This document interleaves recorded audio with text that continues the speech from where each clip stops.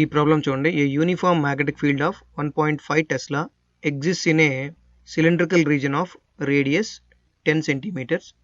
Its direction parallel to the axis along east to west. A wire carrying current of 7 amperes in the north to south direction passes through this region. What is the magnitude and direction of the force on the wire if the wire intersects the axis? First question. And second question is, the wire is turned from north to south to northeast northwest direction. And third question is, the wire in the north south direction is lowered from the axis of a distance of 6 centimeters. ఇక్కడ మనకి 3 questions ఇవ్వడం జరిగింది. ఇక్కడ మన motive ఏంటి అంటే, ఒక cylindrical షేప్లో ఉన్న ఫీల్డ్ ఉందంట. మోస్ట్లీ ఇది హెల్మ్హోల్ట్జ్ కాయిల్స్ నుంచి ఏర్పడుతుంది.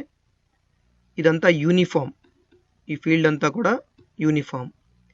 ఈ ఫీల్డ్ మధ్యలో ఈ యాక్సిస్కి కరెక్ట్గా టచ్ అయ్యే విధంగా ఒక కండక్టర్ ఉందంటే ఇలాగా. ఈ ఫీల్డ్ ఎక్కడి నుంచి వెళ్తుంది? ఈస్ట్ నుంచి వెస్ట్కి వెళ్తుంది. అలాగే ఈ కండక్టర్లో కరెంట్ ఎలా వెళ్తుంది? నార్త్ నుంచి సౌత్కి వెళ్తుంది. ఈస్ట్ వెస్ట్ ఇలా అయినప్పుడు ఇది నార్త్, ఇది సౌత్. సో ఈ డైరెక్షన్లో కరెంట్ వెళ్తుంది. ఇలా వెళ్తున్నప్పుడు మనం ఆ ఫోర్స్ ఎంత, ఏ డైరెక్షన్లో ఉంది మనం కనుక్కోవాల్సి ఉంది. ఇది ఫస్ట్ క్వశ్చన్. తర్వాత ఏం జరుగుతుంది? నార్త్ ఈస్ట్ నార్త్ వెస్ట్కి తిప్పారు. ఇది నార్త్ అయినప్పుడు ఇది నార్త్ ఈస్ట్, ఇది నార్త్ వెస్ట్. అంటే కండక్టర్ని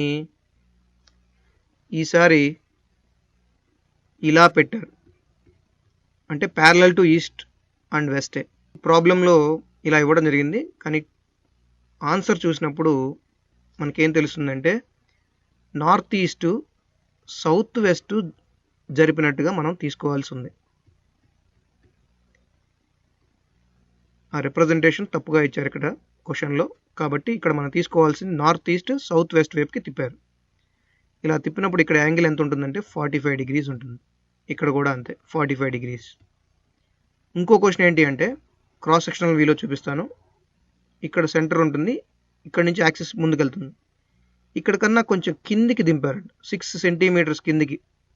ఆ కండక్టర్ని దింపినప్పుడు ఆ కండక్టర్ మీద అప్లై అయ్యే ఫోర్సు, దాని డైరెక్షను చెప్పమంటున్నారు. అదే మన మోటివ్. ఇప్పుడు ఇన్వెస్టిగేట్ చేద్దాం ఏ క్వాంటిటీస్ ఇచ్చారనేది. Field B is equal to 1.5 Tesla. అలాగే ఆ సిలిండ్రికల్ రీజియన్ యొక్క రేడియస్, ఈ radius R is equal to 10 centimeters లేదా 10 × 10⁻⁻2 meters. Current I is equal to 7 amperes. ఈ మూడింటిని బేస్ చేసుకొని మనం ఈ ఫోర్స్ ఎంత అనేది చూడాలి. ఇప్పుడు రిజాల్వ్ చేద్దాం. ఒక మ్యాగ్నెటిక్ ఫీల్డ్లో పెట్టిన కండక్టర్ మీద అప్లై అయ్యే ఫోర్స్ ఎంత ఉంటుందంటే FB is equal to BIL sin θ.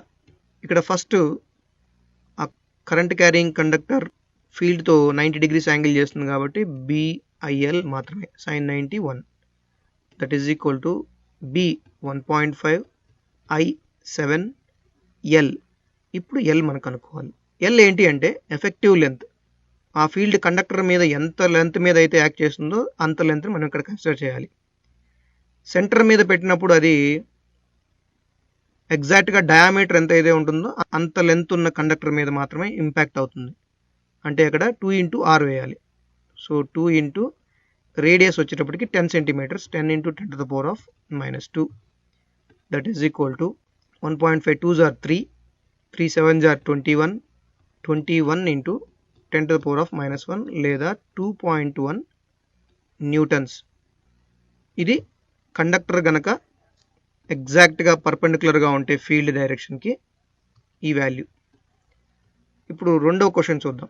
రెండవ క్వశ్చన్లో క్వశ్చన్ నుంచి అయితే ఆన్సర్ వేరే, కానీ మనం టెక్స్ట్ బుక్లో ఇచ్చిన ఆన్సర్ని బేస్ చేసుకొని చెప్పాలి కాబట్టి ఇప్పుడు 2 ఆన్సర్లు చెప్తాను. ఇక్కడ ఈస్ట్ నుంచి వెస్ట్కి వెళ్తుంది మ్యాగ్నెటిక్ ఫీల్డ్. అలాగే నువ్వు నార్త్ ఈస్ట్ నుంచి నార్త్ వెస్ట్కి వెళ్తుంది నీ కండక్టర్ యొక్క కరెంట్ కూడా. ఇలా ఒకే డైరెక్షన్లో కనుక కరెంట్ కనుక ఉండి మ్యాగ్నెటిక్ ఫీల్డ్ వెళ్తున్న డైరెక్షన్లో కూడా కరెంట్ ఏమైనా వెళ్తే దాని మీద అప్లై అయ్యే ఫోర్స్ 0. ఇది ఒక కేసు. ఇప్పుడు మ్యాగ్నెటిక్ ఫీల్డ్కి కొంత యాంగిల్ చేస్తుంది అన్నాడు.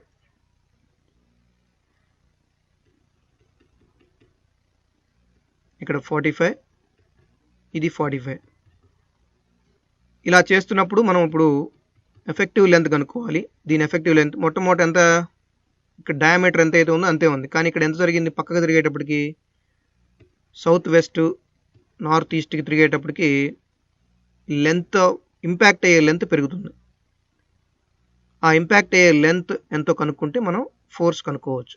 సో F = BIL డాష్ అనుకున్నాము ఇంపాక్ట్ అయ్యే లెంత్ని, సైన్ తీటా. ఇక్కడ theta 45 degrees, that is equal to BIL dash by √2. Sine 45 1/√2. ఇప్పుడు L డాష్ కనుక్కుందాం. ఇది R అయితే, ఇక్కడ 45 అయితే ఈ హైపోటనస్ లాగా ఉంది చూడండి, రైట్ యాంగిల్ ట్రయాంగిల్, ఇది హైపోటనస్. హైపోటనస్ వాల్యూ రావాలంటే cos theta is equal to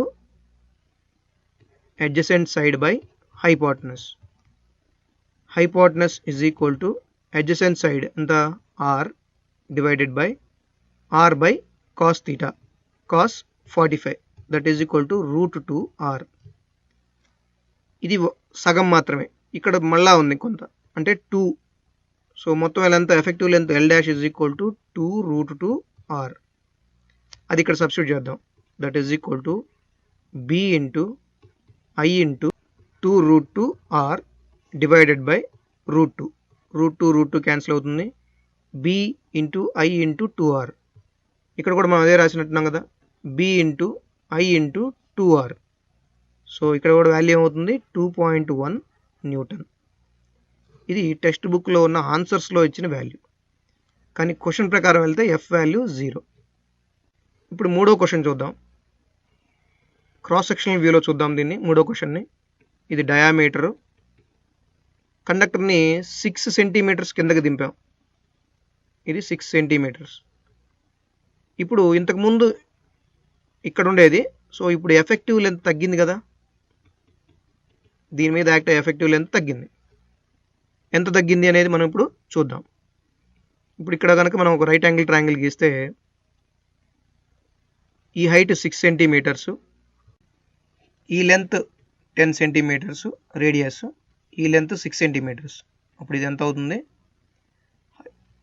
Pythagoras theorem ప్రకారం √10² - 6², దట్ ఈజ్ ఈక్వల్ టు √100 - 36.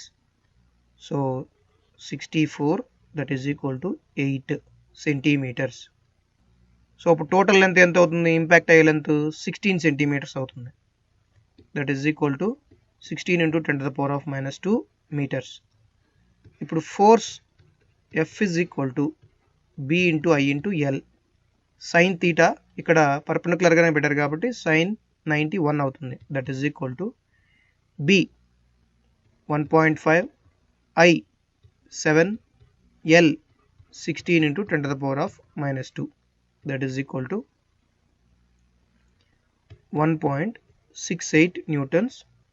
ఇక్కడ అన్ని కేసుల్లోనూ కరెంటు ఒకే డైరెక్షన్లో మనం తీసుకుంటున్నాం కాబట్టి అన్ని ఫోర్సులు విల్ యాక్ట్ అప్వర్డ్స్, అంటే పై వైపుకి నెడుతూ ఉంటుంది ఆ కండక్టర్ని. ఇక్కడ ఈ కేసులో తీసుకున్నా సరే, 3 కేసుల్లోనూ కరెంట్ డైరెక్షను పర్పెండిక్యులర్గా తీసుకున్నాం.